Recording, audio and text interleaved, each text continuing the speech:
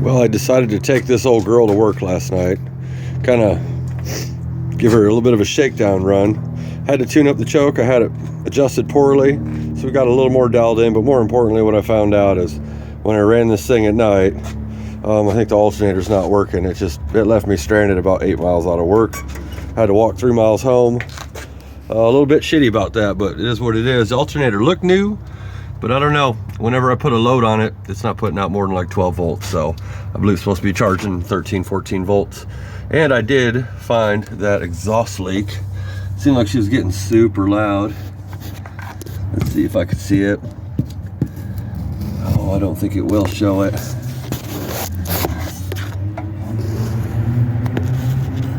Nope.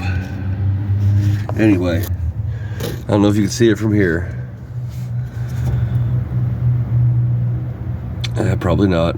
Oh well, there is a huge tear where the exhaust meets the donut. I mean, it's probably hanging on by like 5% of the exhaust. So we're running straight manifolds right now. A little bit of dirt track car feature, but we'll see if we can't get some of this nightmare reined in and make it a little more doable for kind of my beater daily driver and save my diesel a little bit of fuel costs. It's a beautiful morning. It's all of about 49 degrees out, which is wonderful for goddamn winter. I guess we'll go ahead and remove that cover. I'm waiting on an alternator. I got to order it, so we'll see where that goes. But we'll remove this cover, start inspecting some of that exhaust. These things are super rusty.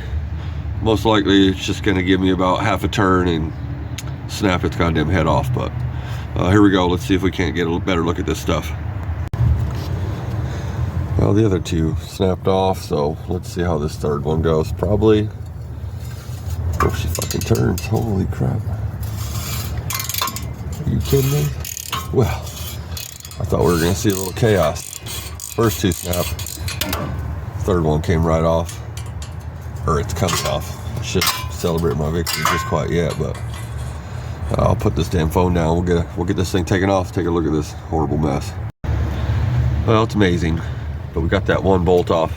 The other two snapped out, but get this ugly little heat shield out of the way.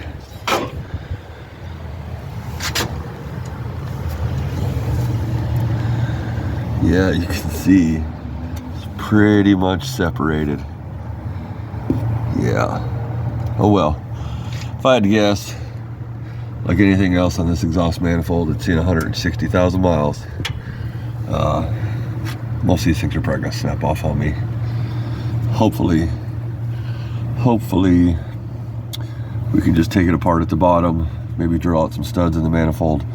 If not, it might be time to buy a $180 header for this thing, even though I don't know that it's going to do much for the 75 fucking horsepower, but whatever. It might be the only way to go to get around this crap without just massive carnage.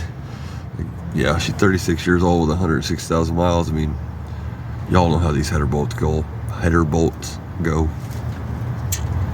Shit's gonna be rough. Oh well, something to play with. That's what you get when you buy an old fucking piece of shit. Something to play with, but you get plenty of headaches. But this ain't my first merry-go-round with this shit. I'm sure we'll get her whipped. We'll see where we go from here.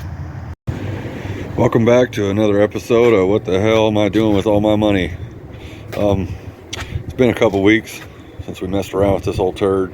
Did get the alternator in. That wasn't it. It still wasn't giving me enough volts to run the system. Funny enough, on these 86s, they're externally regulated, so right there we got the regulator on, another 50 bucks. But it's running pretty good. We got some bullshit piping from O'Reilly's. Fix this exhaust up so it's not leaking like a sieve. Yeah, adjusted the choke a little bit, playing with this a little bit. It keeps running a little bit better. Kind of got bored, threw a little Mexican blanket on the dash. Still haven't decided on seat cover for now. I got this old crappy moving blanket, but I decided to mess around, put a little MIG welder on there for a shifter, seeing how I weld for a living and all. But I'll start it up. It starts up pretty decent, honestly.